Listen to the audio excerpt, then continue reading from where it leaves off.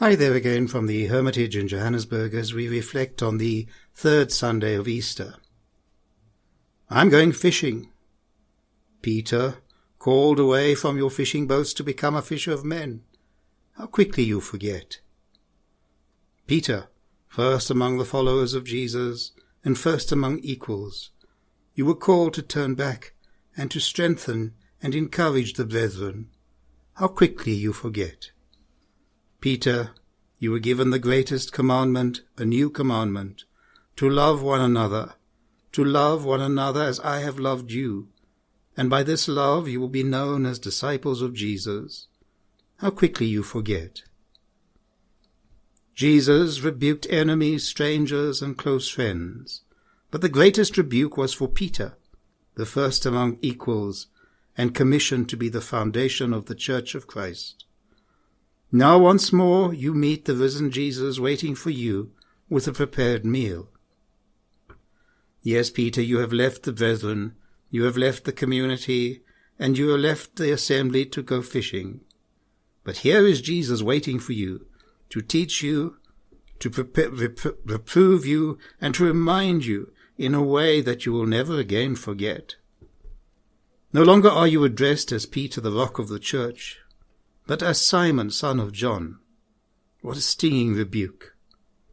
3 times this rebuke is repeated to mirror Peter's forgetfulness of the commandment of love, a love that must replicate Jesus' own love, a love that must give of itself completely, and a love that lays down its own life for the other. Peter, how quickly you forget. Do you understand the cost of being my disciple? To keep nothing of yourself for yourself, to pour yourself out like sacrifice for the sake of the other. This is agape love. This is the cost of discipleship. Twice Simon, son of John, offers his filial love, the love between brothers and sisters. This is not enough to be the disciple of Jesus, to be the foundation rock of the church. But at last Simon, son of John, understands what true discipleship costs.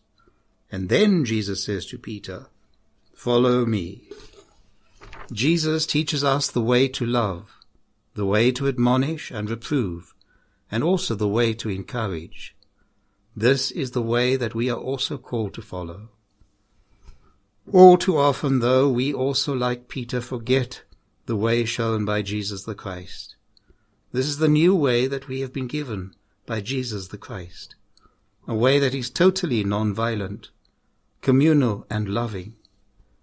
As Richard Rohr has reminded us, we too have forgotten and established a religion that is often devoid of every aspect of Jesus' teaching. One could be warlike, greedy, racist, selfish, and vain in most of Christian history, and still believe that Jesus is one's personal Lord and Saviour. The world has no time for such silliness any more. The suffering of the earth is too great. All too often we, like Peter, forget and want to go fishing, to wash our hands of the whole sorry mess. Jesus called Peter back to the brethren, back to the community, back to the assembly. Jesus also calls us in the same way. The way of separation, exclusion, and forgetfulness is not the way of Jesus. Each one of us, no matter what our status, is the church, is a part of the body, and is subject to rebuke and correction. No one can be excluded, for all have sinned and fall short of the commandment of love. Let our rebuke and correction be transparent, equal, but always with compassion and the same mercy that God has shown to us. Let us together as church forego all rank and privilege, forego pride and deceit. Let us call each other back to the way, to the light of Christ that shines out through each of our brokenness.